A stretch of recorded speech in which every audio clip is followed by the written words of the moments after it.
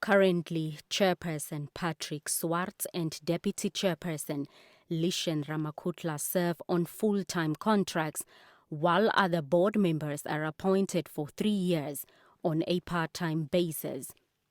That leaves Swartz and Ramakutla also responsible for the Central Procurement Board's administrative functions, besides their role in adjudicating during the procurement.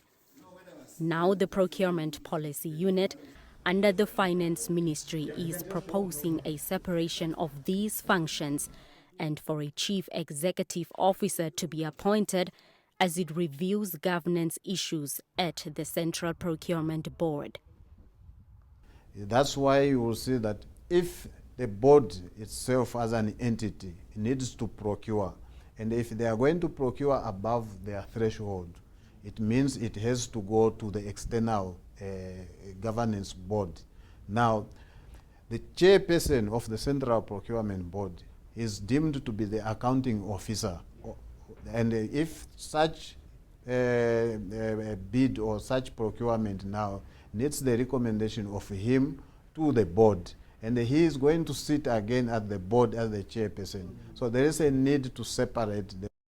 The amendments, if pushed through, will also see the chairperson and deputy chair positions changed to part-time on a 3-year basis.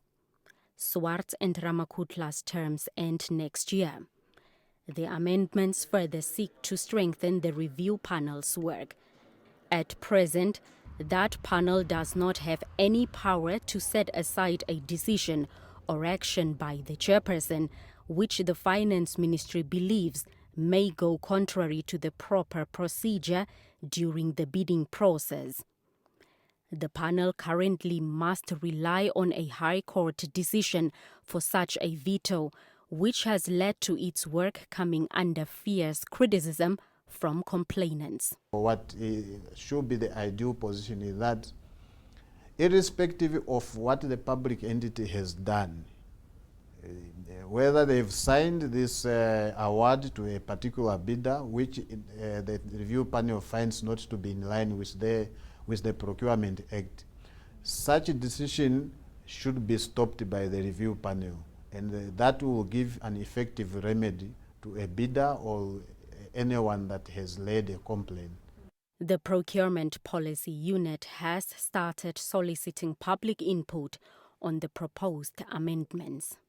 We shall consolidate whatever input that the public have submitted to us, and for that we hope to carry out that process until the end of April. We shall therefore now embark on a process to engage Cabinet, Committee on Legislations.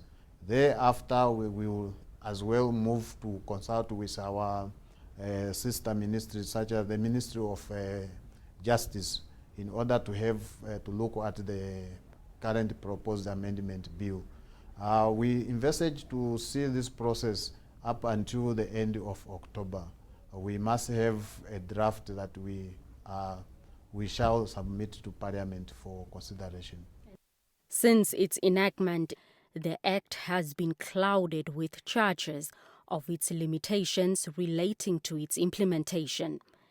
The Procurement Policy Unit Directorate has partly pinned the blame for this on a general lack of understanding, though those criticisms have now led to the review altogether. Blanche Koreses, NBC News, Windhoek.